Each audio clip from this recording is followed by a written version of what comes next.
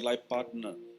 You don't know how to select your life partner. Always remember, marriage is a sacrament. Your full consent and full will is needed more than full emotion. Sometimes emotion takes control of your consent and will, then you may make mistake. When you select your marriage, do not allow your emotion to take control of your full consent and full will.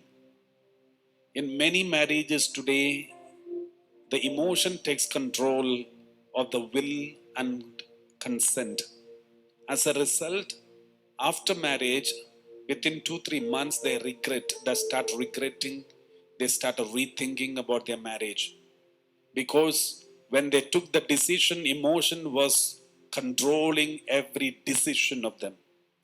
Therefore, the Lord is telling you today, for those people who are confused about your decision about discerning your marriage, there are so many who are you are in a relationship, you are discerning your marriage, whether we should go for this marriage. First of all, do not allow the romance or relation or emotion to take control of your will or consent. Secondly, is there any character or a nature of the other person which you cannot tolerate at all?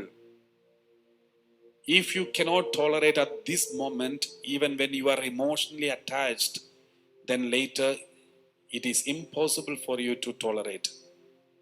Therefore, be careful about taking a decision regarding this relationship.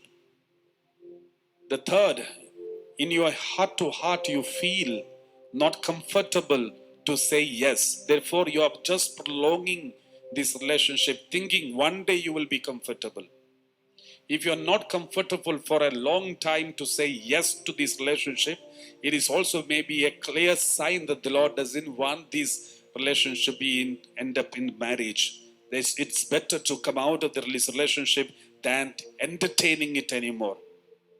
The fourth thing, what is the opinion of your best friend or the one who loves you, cares for you the most, and who is also into the spiritual relation, a good relationship with God? What is the opinion of them about this relationship? Maybe your spiritual father, spiritual guide, spiritual friend who is so good and always wants the best for you. They may have different opinion about this relationship and may have told you to cut off this relationship. If so, it is good to take their message or the advice seriously, especially your parents or those people whom you can trust and always depend on them for the spiritual guidance and proper help and advice, and who are spiritually sound. If they have told you already this relationship is not good, then be very careful about encouraging this relationship. So these are the main points that you need to remember when you discern a relationship, discern for a marriage. Sometimes we are so emotionally taken up and say, oh, this girl was there always for me, especially when I was sick, when I was in bondage, when I was in struggle. He's the one who helped me. She's the one who helped me. My dear brothers and sisters, there are so many who helped you spiritually, emotionally in your crisis. Doesn't mean you have to get married to everyone, those who help you. So it's not a sign. Anybody who helps you doesn't mean that you have to get married to that person.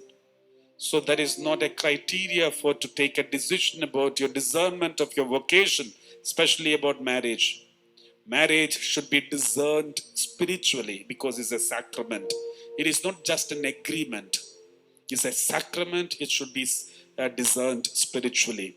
So the Lord wants to remind those who are into relationship to see these guidance so that you may not make a wrong decision. Praise the Lord.